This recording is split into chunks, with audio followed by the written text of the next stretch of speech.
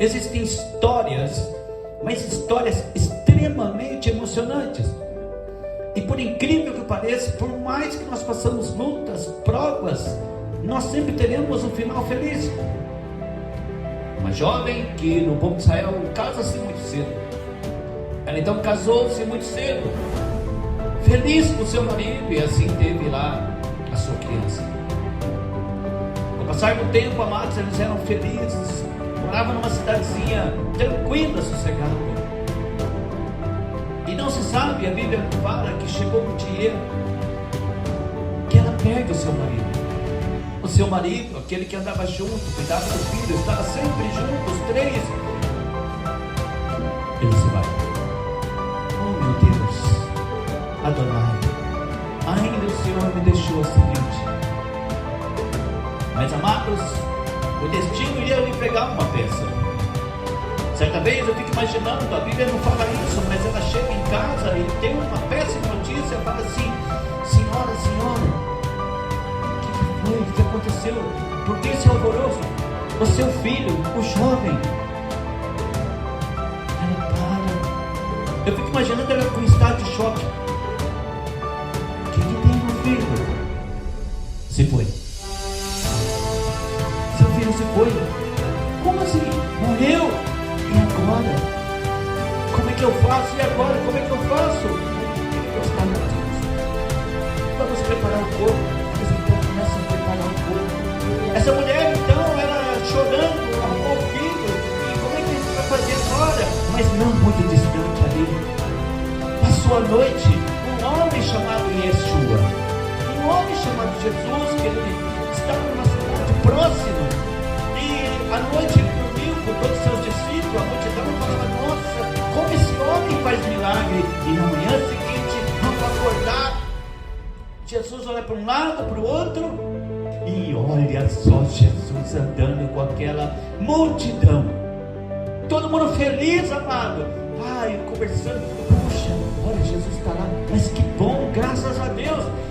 Mas amados, quando eles começam a se aproximar daquela cidade, a Bíblia fala que existe um portal, e lá estava o povo andando. Eles ficam olhando. Talvez alguém que estava na multidão conhecia o que aconteceu, que ela é uma viúva.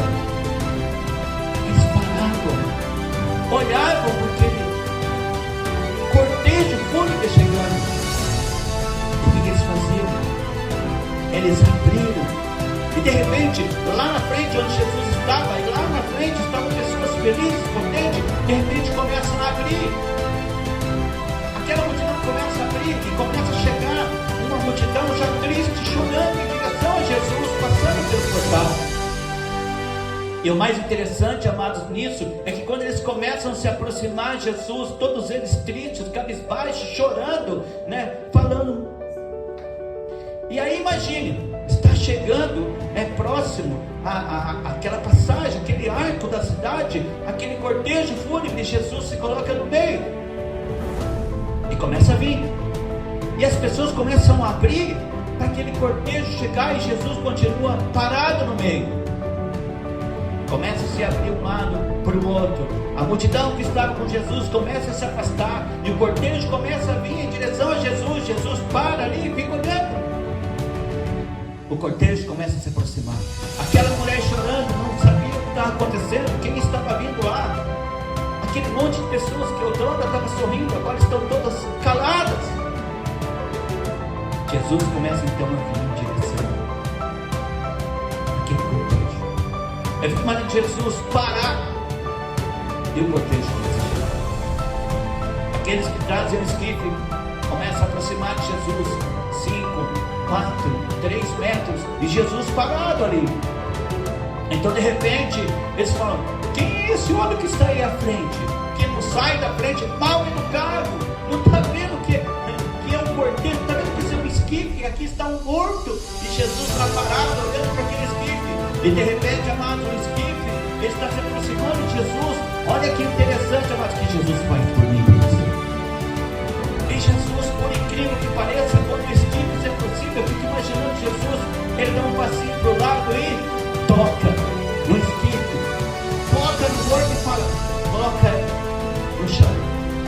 O morto está no chão.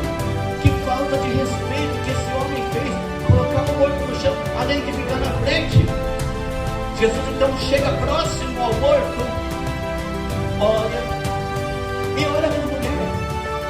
Jesus já sabia que ela era viúva, já sabia que ela tinha perdido o marido, já sabia a situação dela. Por quê? Porque ele é onisciente, onipresente, onipotente, e Jesus sabe o que você está passando nessa noite. Jesus sabe o que está na sua vida, e o que está no seu coração, e o que você precisa.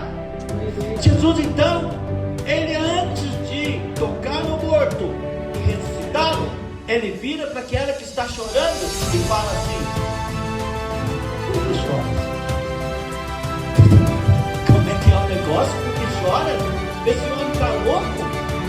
Será que ele não tem noção do que ele está falando? Ela é viúva, perdeu o marido, só tinha um filho, e o filho morreu. Se o filho morreu, ela vai ficar à mercê da estrada. E muitas das vezes, amado, nós chorando, olhando para Jesus, murmurando para Jesus. Eu fico imaginando Jesus lá, olhando assim: por que chora? Por que está chorando? Por que você está murmurando? Por que você está reclamando? É tipo assim: você não me conhece? Você não sabe a quem você serve? Você não sabe o que significa essa cruz para você? Não sabe? Eu vou dizer para você então: para de chorar, mulher. Ele olha para ele assim: ele está vivo. Ele está vivo. Aí as pessoas assim: como é que está vivo? Eu preparei o corpo, ele estava gelado. Eu coloquei a roupinha. Eu tirei do guarda-roupa a roupinha que ele mais amava, a única coisa que ele tem.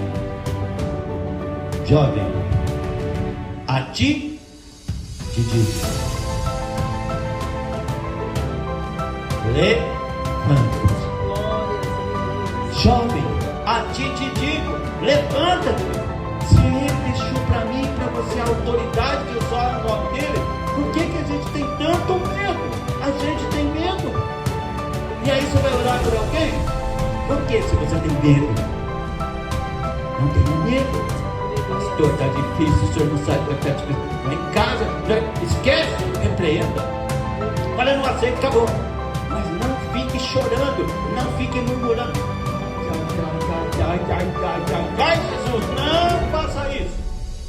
Fala uma vez só: descansa no Senhor, vai dormir. Eu quero que você entenda que Jesus simplesmente falou para ele. Mas você acha que Jesus gritou? Aquele lá, ele falou para ele. Fica imaginando Jesus, olha para aquele defunto lá deitado, no espírito, no chão. Porque não era. O que é que eles colocaram? Sabe para o não, colocou no chão de terra batida, perto do portal, todo mundo olhando, se apertando para ver o que Jesus ia fazer. A Bíblia diz que Jesus chegou ao jovem. Eu fico imaginando, amado, Jesus chegar perto, ali no chão. A ti te digo: levanta-te. Aleluia. Jesus só fez isso. Glória. E a Bíblia diz, amado, que o defunto assentou-se e começou a falar. Glória. O que significa? Que não teve sequela, que não teve nada. Não sei quantas horas que ele ficou, amado, sem oxigenação no cérebro. Para pra pensar, quanto tempo esse jovem ficou sem oxigenação no cérebro, não deu sequela. O que ele fez? Sentou. Porque a sua coordenação motora estava impecável. E aí ele fala que não teve sequela por causa da oxigenação do cérebro. Ele fala: aconteceu? O que eu estou fazendo aqui? Quem são vocês? Mamãe, a senhora me deixou passar vergonha no meio dessa multidão aqui. Ele não sabia o que aconteceu.